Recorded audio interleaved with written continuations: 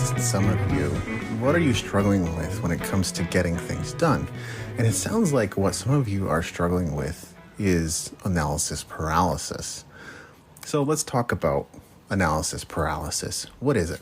Essentially nowadays, because there's so much information available on Google and books and courses on YouTube and anywhere else you might potentially go, it becomes so easy to consume and amass and accumulate the information without actually doing anything with it. Now, there's a few different variations on analysis paralysis, but that's usually the main one. It's like we've got a bunch of options, we don't know which to pick, and we don't know what to do with them. And when we do finally choose them, we're not really sure how to execute them. So it's just this cycle of analyzing and trying to figure out what to do, but because you're trying to get it right, you get stuck in paralysis. And why does it happen? Basically for the reason I just mentioned, that you're trying to get it right. In other words, you're trying to be perfect. You're trying to get it perfect one way or another. So getting stuck in perfectionism, this is a common trap for creatives. Analysis paralysis is really just some other form of the same thing. And so we need to look at how we can overcome that practically so that, the future actually sees us producing and creating things rather than sitting on ideas or having thoughts of creating something that never ends up being creative, right? So we want to make sure that your output gets out into the world and seen and heard, even if it's just a little bit. Hopefully it gets seen by a lot of people. That is always the most desirable thing. But unfortunately, I don't think history is on the side of people, like not right now, maybe in the past, but I don't think history is on the side of the people who aren't prolific, who aren't constantly creating, who aren't constantly publishing and shipping and putting new things out there.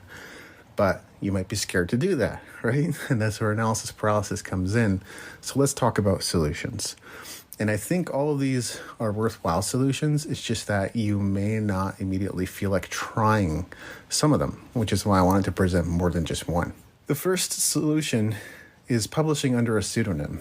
This is something Derek Sivers, he talked about quite a bit in the early days, which was if you're scared of trying to get something perfect and putting it out there and have it be perfect, then why not just invent a pseudonym like Crunchy Frogs 84 or whatever it is you want to call it, and then set up a new channel and just publish fun, goofy stuff to it without worrying about trying to get it right, without worrying about trying to get it perfect.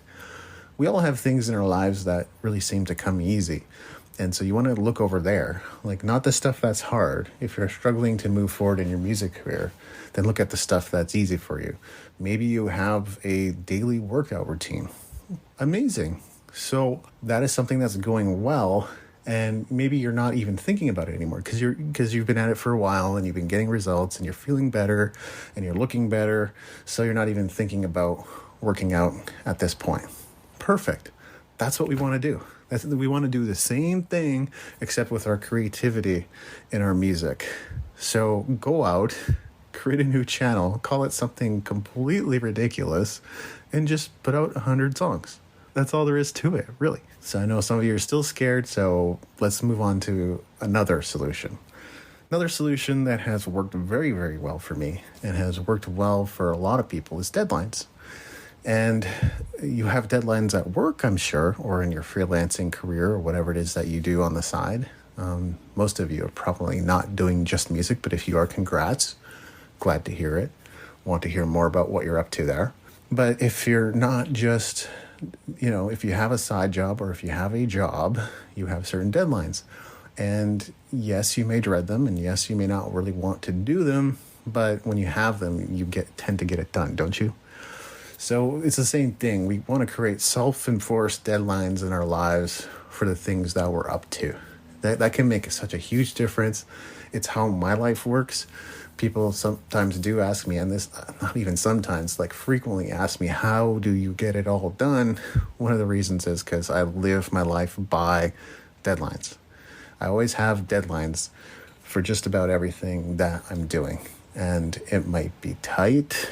It might be grueling. It might even be a little bit of a grind at times. But as long as I'm making sure to take care of myself and I'm all right and my well-being is taken care of, I can always meet those deadlines. But like it or not, I have deadlines for my clients every single week, if not almost every single day. If I don't keep to those deadlines, sure, I might be able to get away with it once or twice, or maybe extend the deadline, or if I'm in communication, I can figure something out.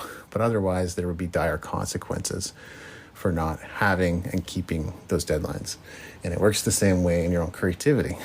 Yet again, this is something that you might try and it may not work the first time. And this is the thing about getting things done in general, is there's all these practices that we can put into place, but without our foundations solidly in check, like our mindset and our psychology and our attitude and what we're thinking and feeling about life in general, sometimes these things can be hard.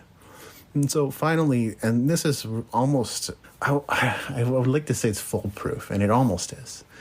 Almost completely foolproof solution to analysis paralysis is accountability. So having other people keep to your word. There is a problem with accountability, though, because I grew up in the church, and I went to church for 30 years straight, and there were accountability things that people like to take on, from like Bible studies or Sunday school. Yeah, one person would fall off and then the other person would fall off.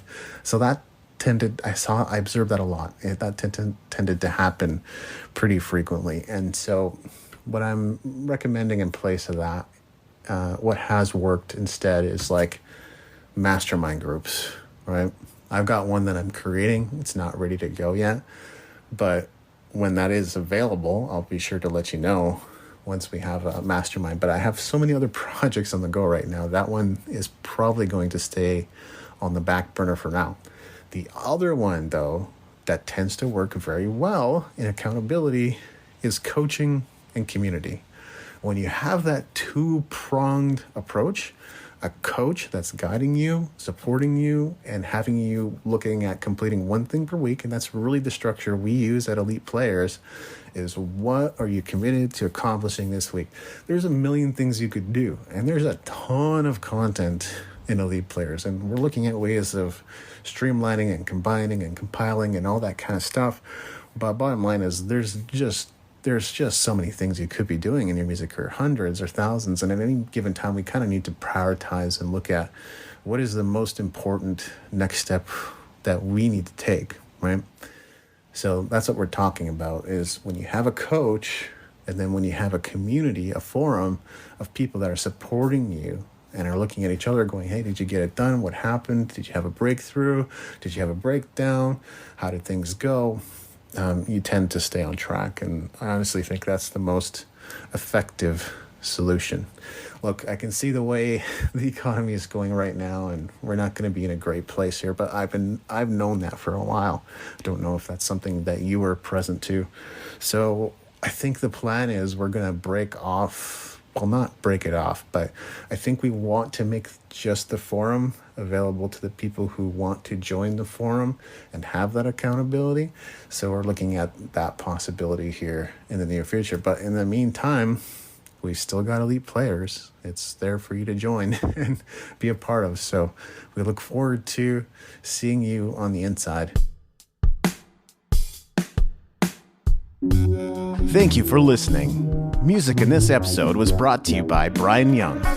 Wherever you're listening to this right now, please consider leaving a 5-star review and comment to help us get the word out about the podcast.